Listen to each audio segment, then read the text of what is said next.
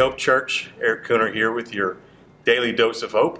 Just wanted to share with you today some aspects of Jesus, the extraordinary Jesus. When I think about it, I think about an illustration of a basketball. You know, a basketball in my hand, well, it's probably not extraordinary, but a basketball in the hand of maybe LeBron James, guess what? It becomes extraordinary. Me, it's just an ordinary basketball that I can shoot, maybe play around. But when you put it in the hands of LeBron James, it becomes something that produces championships, MVPs. So ordinary to extraordinary. When I think about maybe picking up a football, man, I used to love play football in the day when I was young. Sometimes in our mind we think we can do things, but realize, guess what? We're just ordinary people and we see extraordinary men on the field. Put a football in my hand is something that's ordinary. Put it in the hands of Patrick Mahomes, guess what? Super Bowl MVP, winning championships, Super Bowl champions. It's incredible. It depends on whose hands it's in. Sometimes I can pick up a golf club, and I enjoy playing golf. I love getting out, can drive the ball long, but guess what? To me, I still feel pretty ordinary to see somebody on TV like the great Tiger Woods take and smash a ball or win the Masters, coming back from what people thought he would never win, one of those championships like that again. But you know what? It always depends whose hands it is. I think about maybe a hammer in nails. You know, I could probably take a hammer and nails and I could build some things pretty ordinary. But if you put the hammer and nails in the hands of Jesus, no longer are they ordinary items. No longer are these nails just something that's ordinary, but they become extraordinary. These nails have the possibility to change the world. These nails have the opportunity to bring salvation to the world. Something that was ordinary to us, something that was minute, God takes and makes extraordinary. I think of the story in John chapter 9, and verse 6. And this is a part where Jesus is walking down the road and he comes upon a blind man.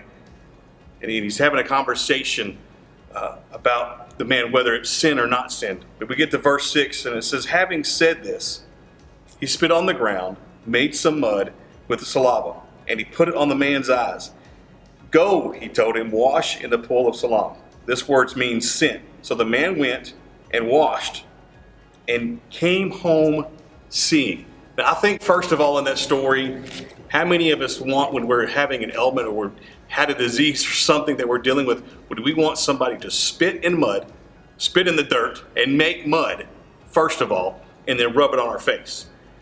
I think if I was blind, I would take anything by any methods to say if I'm going to be able to see. But here in that moment, Jesus does something extraordinary with dirt, something that we would never think that he would use to heal a man that was born blind and cause him to see.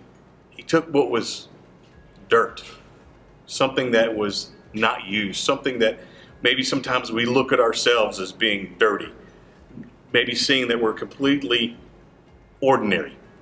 You know, if I was to take and have mud, I would still just have mud, but Jesus took mud with his spit and caused it to be something that caused healing in a man's life. So many times we see ourselves as just ordinary.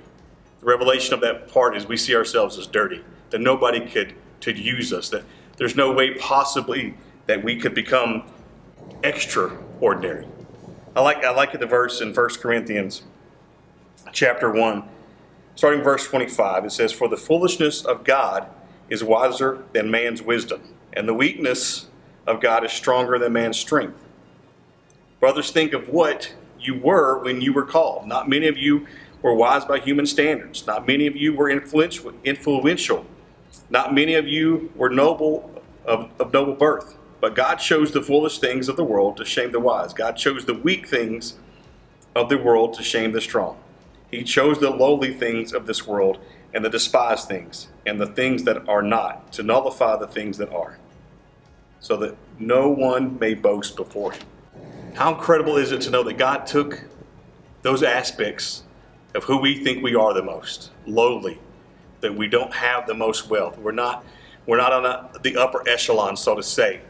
That people look sometimes down on us is what we may think, and that how could we be used of God? But God even says here, I use those things that some people may say were foolish. Some that say you look at yourself as ordinary. How could God ever use me? Well, I want to assure you today that God wants to use you, and that we can trust that God will take what's ordinary and make us extraordinary. Hope this blesses you today. God bless.